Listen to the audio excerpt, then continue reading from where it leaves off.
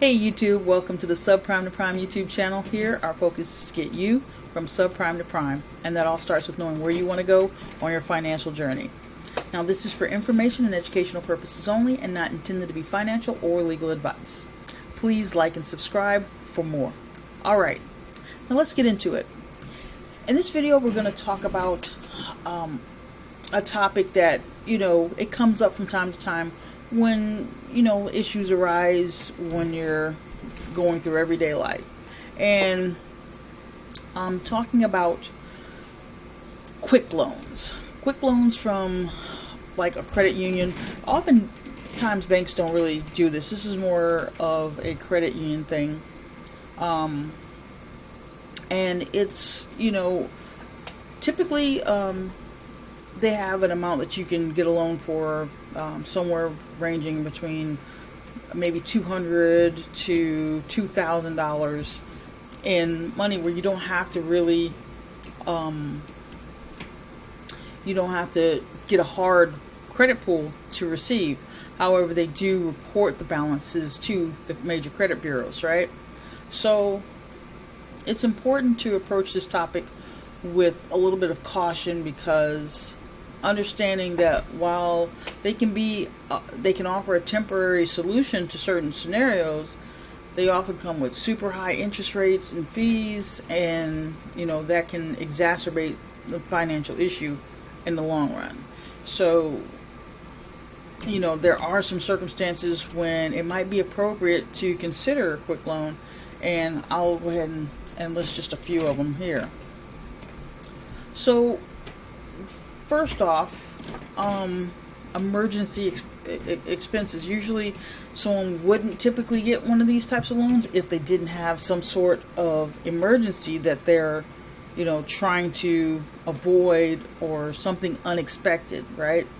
But this goes back to knowing that you should probably have a emergency fund, so that when things like this happen, you don't have to resort to getting quick loans, because like I said, they do carry larger interest rates than a normal loan would.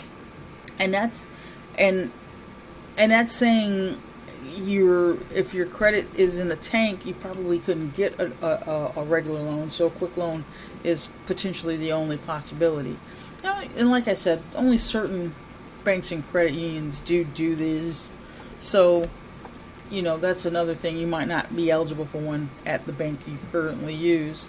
But it is still a good idea to really understand kind of, the basic information about them. Now, you're going to want to try to avoid even more costly circumstances.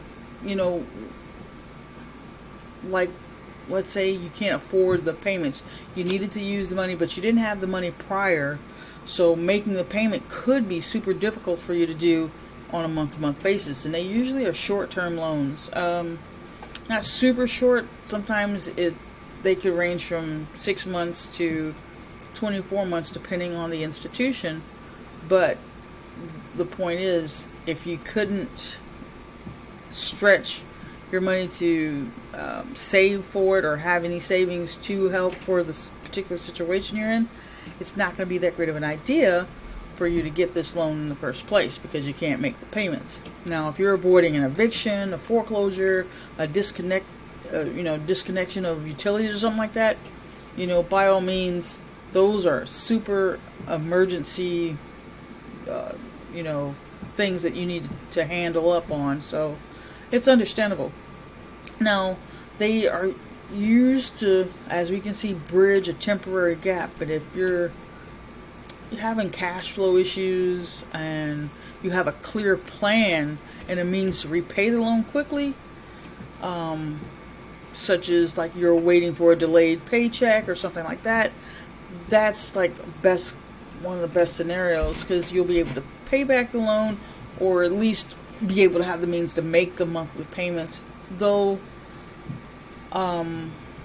sometimes you can just pay ahead, and it might be a good idea to pay the majority of it off and let the rest of it ride out, because it's gonna hurt you if you pay it off too soon. So that's one thing you can look at right there. And then the high interest rate, you're not gonna get past it, but you gotta do what you gotta do to handle the immediate situation. And then think about how you're going to repay it. A solid plan for how and when you're going to repay the loan is everything. So if you are able to pay it at a normal pace and it won't harm you, and it was just a gap in cash flow that you're feeling, then by all means. But if you're going to struggle to repay it, rethink it, and I've found that sometimes you can get more than you need so that you can be able to offset, paying ahead, so it buys you time to make some moves financially to where you'll be able to take care of it the rest of the way. Sometimes that works, sometimes it doesn't. Sometimes you can come up with that little, gap or down payment to make the loan go out a little further. That sometimes works as well. But the steps before you decide to actually take a quick loan, assess the necessity, do your research on it, to make sure that there are no hidden fees or anything other than simple interest that you're paying back. Budget, confirm you can manage the repayment, and that includes any penalties or late payments, for the total cost of the loan. And hopefully you won't incur any late payments because you're doing the right things and paying them on time. And then adjust your budget to create a palatable, repayment. So if you can't afford to pay ahead, just make sure you make the minimum payment each month all the way until the loan is completely matured. And that way you avoid any trouble or issues, and it works out to help you out in, whatever your situation was. So again, quick loans are great when and if you can repay them back on time and not incur any extra debt along the way. So that's what you're shooting for. And again, thank you so much. Appreciate you. Please like and subscribe, and also come on over to our free VIP